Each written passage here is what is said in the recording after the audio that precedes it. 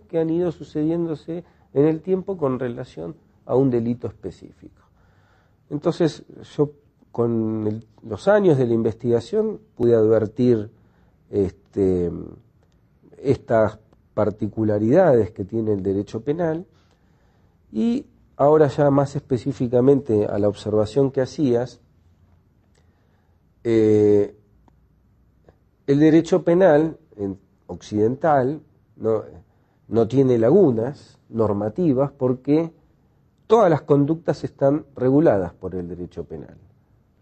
O se trata de una conducta que está prevista por alguna norma de la parte especial, por lo tanto hay que imponer la pena que está prevista en esa norma, o no está prevista, entonces el juez tiene la prohibición de imponer una pena. Lo que sí puede haber en derecho penal son lagunas axiológicas. ¿Por qué? Porque las lagunas axiológicas, cuando los juristas hablan de lagunas en derecho penal, hablan de lagunas axiológicas. ¿Por qué? Porque, por ejemplo, voy a contar un caso muy resonante en Argentina, principios del siglo XX. Una banda de señores que iban a cementerios, desenterraban cadáveres de familias ricas y pedían rescate por la devolución del cadáver. En ese momento no existía el delito de profanación de tumbas, no existía.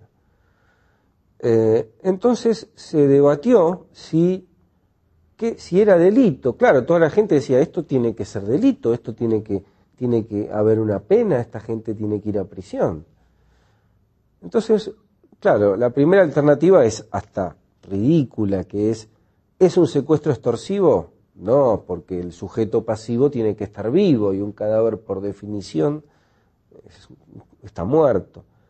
¿Qué pasaba con la hipótesis del hurto? La forma que está redactado el Código Penal argentino exige que haya quien se apropiare de una cosa mueble, total o parcialmente ajena. Pero según el Código Civil, algo es una cosa cuando es un bien material susceptible de apreciación económica. Ahora bien, los cadáveres están expresamente fuera del comercio, por lo tanto no son susceptibles de apreciación económica. Entonces, ¿qué había acá? Había una laguna axiológica. El legislador tenía una solución para este caso.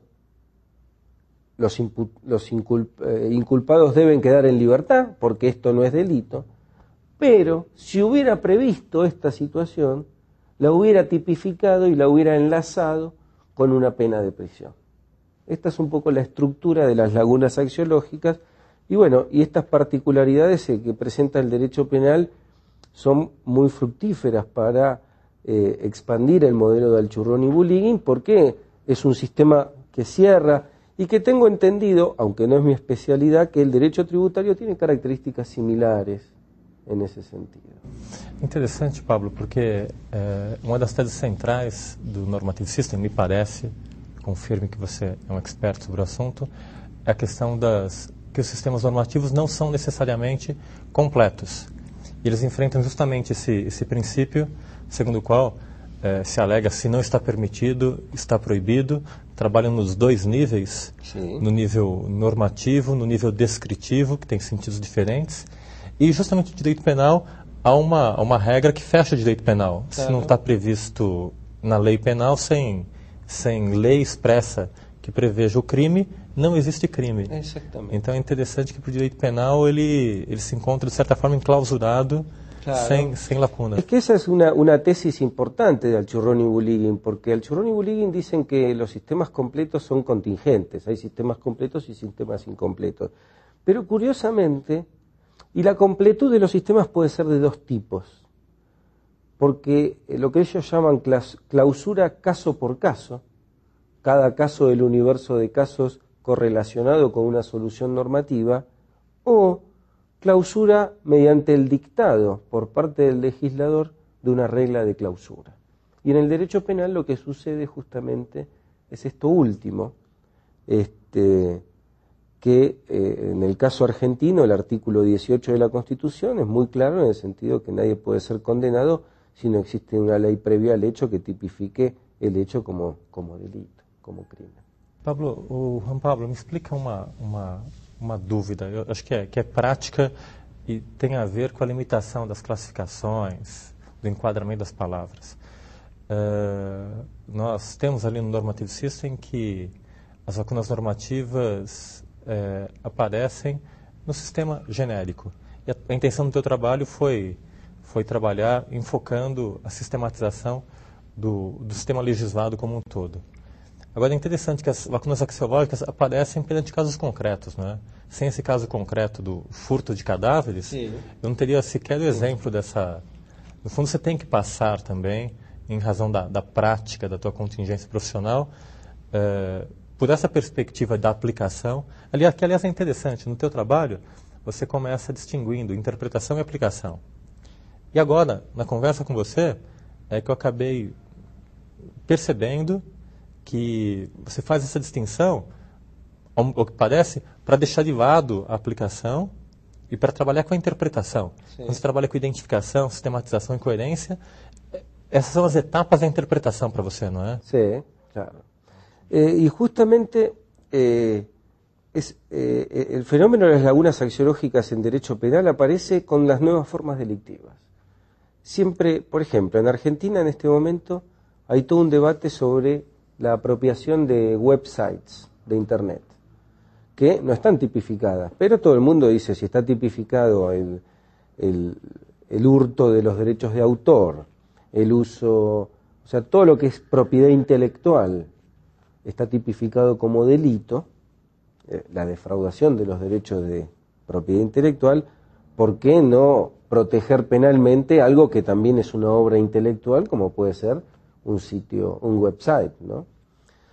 Y en general las lagunas axiológicas es muy interesante lo que señalas, porque las lagunas axiológicas conceptualmente están en el nivel de la interpretación, pero en la práctica aparecen en la aplicación del derecho. En la práctica aparecen cuando nos encontramos frente a casos nuevos que no tienen la solución que deberían tener, pero conceptualmente son problemas de sistematización. Nessa linha de discussão ainda, me chamou muita atenção essa proximidade entre direito tributário e direito penal. Mas há um ponto muito diferente entre as duas áreas. Não obstante, elas têm estruturas parecidas, de certa forma, para proteger o cidadão do Estado, seja no direito penal da aplicação da pena, da exceção de liberdade, seja no direito tributário da exceção da propriedade, que ele tem que dar parte do seu patrimônio para o Estado. O direito tributário, os fatos geradores, os ecos imponíveis, acontecem toda hora. Então, a cada vez que você gasta alguma coisa, consome alguma coisa, é proprietário de algo, ofere renda, a cada movimentação social sua, um conteúdo econômico, praticamente ocorre um fato gerador. Enquanto no direito penal, digamos que os crimes são mais raros, então acontecem um pouco menos. E no direito tributário também, os fatos imponíveis, eles são desenhados muitas vezes por negócios jurídicos oferecidos, opções de negócios oferecidos pelo direito civil. Então eu faço armações com direito civil, compra, venda, arranjos societários, que você conhece muito bem, porque o Pablo também trabalha com direito penal tributário, com arranjos societários de forma a fugir do tipo legal. Então, é muito interessante porque, de certa forma, é parecido com o direito penal. O chamado planejamento tributário, economia de opção, o que o contribuinte faz é buscar arranjos civis diferenciados, que não hajam disposição expressa da legislação para fugir da tributação. E o fisco vem alegando princípios, lacunas axiológicas para enquadrar o contribuinte na tributação. E tenta criar regras genéricas, anti-elisivas, para tentar enquadrar o contribuinte na incidência tributária. Só que direito penal e tributário ficam um pouco diversos aqui, porque enquanto o direito penal está preocupado em punir uma dada pessoa com outros outras funções também, o direito tributário está preocupado em estar arrecadando dinheiro para o Estado, e o fato é que quando você, num dado arranjo normativo, você deixa de pagar, a outra pessoa que realiza muitas vezes a mesma operação, mas com um arranjo normativo mais simples, ela acaba tendo que pagar para o Estado. Cria uma situação de desigualdade entre dois contribuintes. E, além disso, uma coisa inexorável que acontece no direito tributário, se uma pessoa não paga, as despesas do Estado são constantes. Outra vai ter que pagar no lugar dela. Como que você veria, assim, eu sei que você não é tributarista, mas trabalha com direito tributário e tem essa visão dos dois sistemas, como você veria a aplicação dessas duas regras, a de clausura do direito penal e a de clausura do direito tributário? São semelhantes, mas tem alguns elementos que são... Sí, yo creo que más allá de las diferencias, tanto el derecho penal como el derecho tributario presentan una tensión interna. Por un lado, la necesidad en el penal, la necesidad de reprimir conductas sociales disvaliosas. En el derecho penal, en el derecho tributario, la necesidad de recaudar de manera equitativa. Y la tensión está en que esta necesidad en penal de reprimir hechos disvaliosos se compensa o hay que se tiene que tamizar con la necesidad de que el ciudadano se encuentre con garantías de que no está perseguido arbitrariamente, y esta tensión también se presenta en derecho tributario, la necesidad de recaudar de manera equitativa, pero que a la vez el ciudadano en su situación individual no se vea avasallado por normas tributarias demasiado lesivas de su propiedad. Y es curioso porque en el derecho argentino, los principios constitucionales, el derecho de propiedad, los primeros principios constitucionales, después hubo diversas reformas y enmiendas, los primeros principios constitucionales tenían por objeto limitar la capacidad de generar impuestos por parte del Estado Nacional. Desde el primer momento, la Constitución argentina es de 1853, con un sesgo muy liberal, desde el principio se intentó proteger a la propiedad privada de los avances mediante impuestos de la recaudación que pretendía efectuar el Tesoro Público, la Receita Federal aquí en Brasil. Pero volviendo con lo anterior, creo que hay una tensión en los dos sistemas jurídicos, que es la necesidad de clausura, la necesidad de tipificación del impuesto, del delito, la necesidad de preestablecer el tributo antes del hecho imponible, antes del fato, ¿no? La necesidad de preestablecer el delito antes de la comisión del hecho.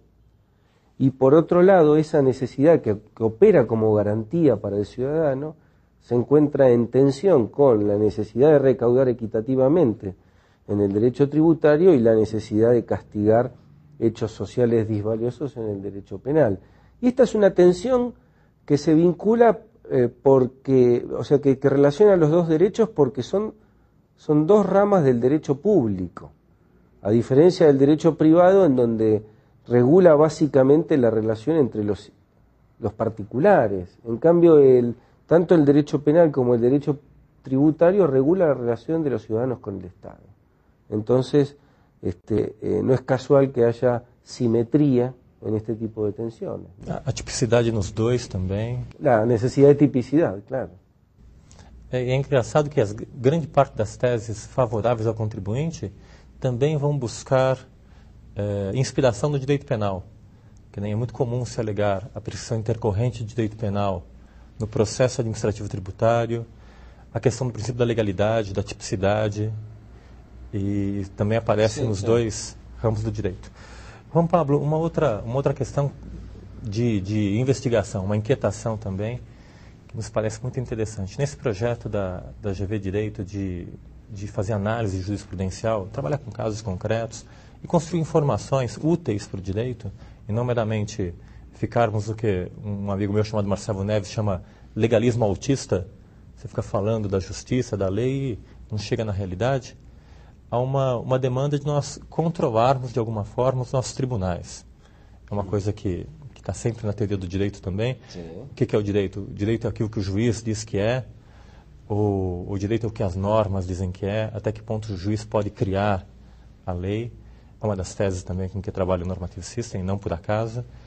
E uma questão que nós percebemos, que um papel que a universidade pode ter perante o direito, na sua aplicação concreta, é controlar os tribunais, tentando criar métodos de aferição quantitativa e qualitativa das decisões judiciais. Tentar mensurar as decisões judiciais de modo a controlar os padrões dos tribunais e até oferecer informações para os tribunais dos seus padrões decisórios. Ou seja, eu entrar na decisão dos casos concretos, tabular os critérios relevantes, quantificar esses critérios e dizer, de um universo de 100 casos desse tipo, 90% tem sido nessa posição, 10% nessa.